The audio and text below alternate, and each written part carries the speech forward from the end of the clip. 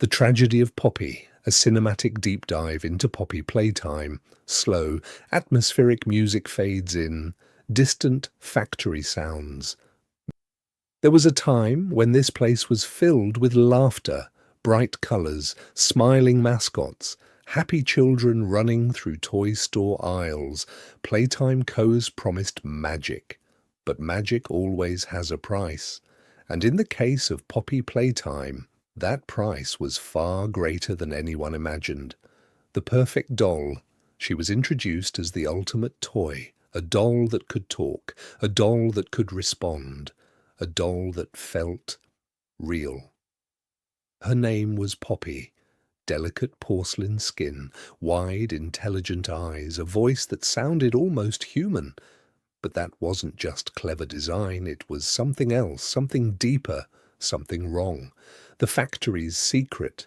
Behind the cheerful commercials and colourful packaging stood a company obsessed with innovation.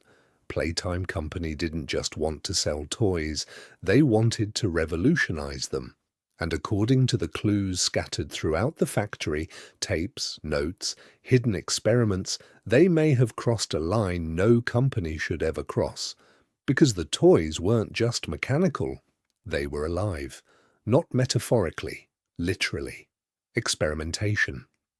Hidden in the shadows of the factory were classified projects, experiments, numbers instead of names, the theory, human consciousness, transferred into toys, employees, orphans, volunteers, or victims. And at the center of it all was Poppy. She wasn't just a doll, she was the prototype, the breakthrough, the proof that it worked, a mind in a cage. Imagine waking up and realizing you can't move freely, that your hands are porcelain, that your reflection isn't yours, that your voice isn't quite your own. If Poppy truly holds a human consciousness, then what we're seeing isn't just a toy, it's someone trapped, aware, watching, waiting, the silence. Then one day, everything stopped. The factory went quiet, workers vanished, the mascots became monsters, and whatever happened inside those walls was severe enough to shut everything down. But Poppy remained, locked in a glass case, preserved. Why? Protection, containment, or punishment? The bigger picture.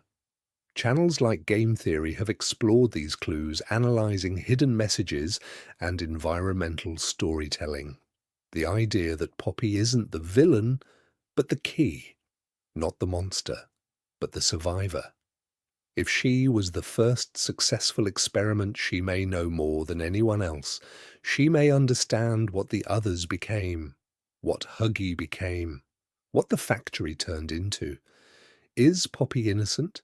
When we finally free her, she doesn't attack. She speaks, calmly, clearly, almost relieved. That's not the behavior of a mindless monster.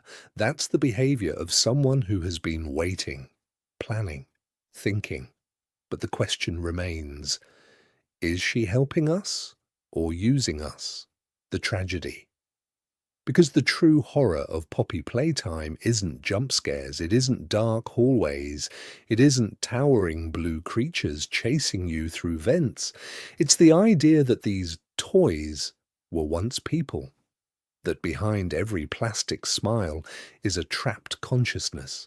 That Playtime Company didn't create entertainment, they created prisons.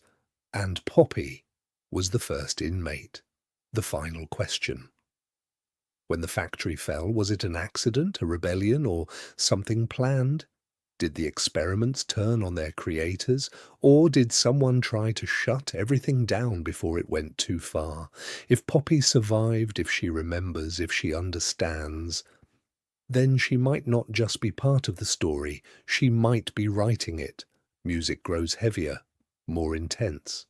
Because in the end, Poppy Playtime isn't about a haunted factory.